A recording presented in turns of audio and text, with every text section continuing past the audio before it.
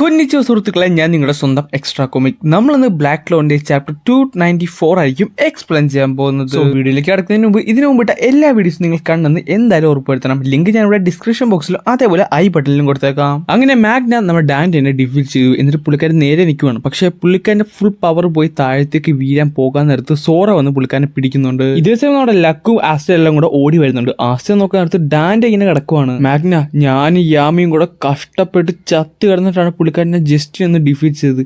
ഇവനെ നീ ഒറ്റക്ക് ഡിഫീറ്റ് ചെയ്തോ? നീ പൊളിയാണ്. നേരെ നിൽക്കാൻ പറ്റാത്ത ബാക്കിനെ നമ്മുടെ ആസ്റ്റയുടെ കൂടെ കിടന്ന് തുള്ളുന്നുണ്ട്. അതെ, ഞാൻ സീനിയറല്ലേ നിന്റെ, അപ്പൊ ഇതൊക്കെ എനിക്ക് സിമ്പിൾ ആണെന്ന് പറഞ്ഞുകൊണ്ട് പുള്ളിക്കാരെ കിടന്ന് തുള്ളുവാണ്. അതേസമയം ലക്ക് വളരെയധികം എക്സൈറ്റ്മെന്റിലാണ്. പുള്ളിക്കാരന് മാഗ്നയായിട്ട് ഫൈറ്റ് ചെയ്യണമെന്നുണ്ട്. ആ ഒരു റിക്വസ്റ്റ് മാഗ്നെ അക്സെപ്റ്റ് ചെയ്യുകയും ചെയ്യും, എന്നിട്ട് പറയുകയും ചെയ്യും. പക്ഷെ നമ്മളിനി ഫൈറ്റ് ചെയ്യാൻ നിർത്തി ജയിക്കുന്നത് ഞാനായിരിക്കും. ഇതെല്ലാം കണ്ടുകൊണ്ടിരിക്കുന്ന ജാക്ക് പറയുന്നുണ്ട്, ഞാനൊരു കോമണറാണ്, പക്ഷെ ഞാൻ നന്നായിട്ട് സ്ട്രോങ്ങർ ആയി മാറി. അങ്ങനെയാണ് ഞാൻ ഒരു ക്യാപ്റ്റൻ ലെവലിലേക്ക് എത്തിയത്. നോബിൾസിനും റോയൽസിനും ആർക്കും എന്നെ തോൽപ്പിക്കാൻ സാധിച്ചില്ല. അതുകൊണ്ട് ഞാൻ ആ കോമണ്ടർ എന്ന ബാറ്റ്സാനെ യൂസ് ചെയ്ത് വളർന്നു. യാമി ഇവനൊക്കെ സെലക്ട് ചെയ്തപ്പോൾ ഞാൻ ആലോചിച്ചിരുന്നു യാമിക്ക് വട്ടാണോന്നും. പക്ഷെ ഇപ്പോഴല്ലേ എനിക്ക് കാര്യം മനസ്സിലായത്. യാമി നീ എന്നെ കാണിച്ചു തന്നത് ചെറുതൊന്നുമല്ല. നാച്ചാണെങ്കിൽ മനസ്സിൽ പറയുന്നുണ്ട്, ഡാൻഡിനെ ഇവൻ ഒറ്റക്ക് ഡിഫീറ്റ് ചെയ്തോ? ഡാർക്ക് ട്രൈഡിലെ ഒരാളെന്ന് പറയുന്നത് ഒരു സുപ്രീം ഡെവലിന്റെ അത്രയും സ്ട്രോങ്ങർ ആണ്. ഇവൻ എങ്ങനെ ഇത് ചെയ്തെന്ന് എനിക്കൊരു ഐഡിയ ഇല്ല. പക്ഷെ അതെന്തായാലും നന്നായി. അത് വളരെ സർപ്രൈസ്ഡ് ആണെങ്കിൽ കൂടി നമുക്കത് വലിയൊരു ഹെൽപ്പായിട്ട് മാറും. ഇതേസമയം അണ്ടർവേൾഡിൽ നിന്ന് കുറെ അധികം ഡീമൺസ് പുറത്തേക്ക് വരുന്നുണ്ട്. പെട്ടെന്ന് നമ്മുടെ മോറിസിന് മനസ്സിലായി ഡാൻഡെ തോറ്റെന്ന്. ഡാൻഡെ അങ്ങനെ തോറ്റിരിക്കുവാണ്. അവർ ഏത് സ്പെൽ യൂസ് ചെയ്താണ് ഡാനിയെ തോപ്പിച്ചെന്ന് എനിക്ക് അറിഞ്ഞാൽ കൊള്ളാമെന്നുണ്ട്. അത് എന്ത് തരത്തിലുള്ള സ്പെല്ലായിരിക്കും? ഒരു ഡാർക്ക് ട്രൈനെ ഡിഫീറ്റ് ചെയ്തുകൊണ്ട് തന്നെ ക്ലിഫത്തിന്റെ എഫിഷ്യൻസി വളരെയധികം നന്നായിട്ട് കുറഞ്ഞിട്ടുണ്ട്. അതുകൊണ്ട് നമ്മൾ എത്രയും പെട്ടെന്ന് തന്നെ മറ്റ് രണ്ടുപേരും കൂടെ ഡിഫീറ്റ് ചെയ്യണം. ഇന്ന് ഇത് നിങ്ങൾ കഴിച്ചോ എന്ന് നമ്മൾ നാച്ച് പുള്ളിക്കാരന്റെ കയ്യിലിരുന്ന കുറച്ചധികം മാജിക് സ്വീറ്റ്സ്, അതായത് മാജിക് റിക്കവറി സ്വീറ്റ്സ് അവർക്ക് കൊടുക്കുകയും ചെയ്യും. ഇതും കഴിച്ചുകൊണ്ട് അവർ മൂന്നുപേരും, അതായത് നമ്മുടെ ലക്കും മാഗ്നെ അതേപോലെ ആസ്റ്റയും വളരെയധികം എക്സൈറ്റ്മെന്റിലാണ്. കാരണം അവർക്ക് എങ്ങനെയെങ്കിലും യാമിനെ ഒന്ന് റെസ്ക്യൂ ചെയ്യണം. ഇതും പറഞ്ഞുകൊണ്ട് അവരെല്ലാവരും അവിടുന്ന് പോകുവാണ്. പക്ഷേ അതേസമയം ഡാൻഡെ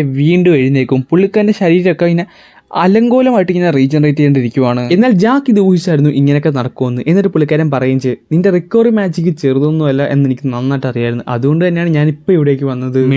മിണ്ടിപ്പോയത്, ഞാനൊരു ഇമ്മോർട്ടലാണ്. ഞാൻ ഇങ്ങനെ വന്നാലും നിന്നെയൊക്കെ കൊന്നിരിക്കും. നേരെ നിൽക്കാൻ പറ്റില്ല, നിനക്ക് ആ തൊള്ള നിറച്ചുകൂടെ എന്ന് പറഞ്ഞ് നമ്മുടെ ജാക്ക് വന്നിട്ട് പറയുകയും ചെയ്യും, എനിക്കാണെങ്കിൽ നിന്നെ പോലെ ഉള്ളതിനെ കണ്ണെടുത്താൽ കണ്ടുകൂടാ. എന്നിട്ട് ജാക്ക് നമ്മുടെ ഡാൻഡിനെ വെട്ടി മുറിക്കുവാണ്. ഇതേസമയം ബാക്കിയുള്ളവരെല്ലാവരും അടുത്ത സ്ഥലത്തേക്ക് നല്ല സ്പീഡിൽ തന്നെ പൊക്കൊണ്ടിരിക്കുകയാണ്. പിന്നെ കാണിക്കുന്ന നമ്മുടെ ഷാർലറ്റിന്റെ ഫൈറ്റ് ആണ്.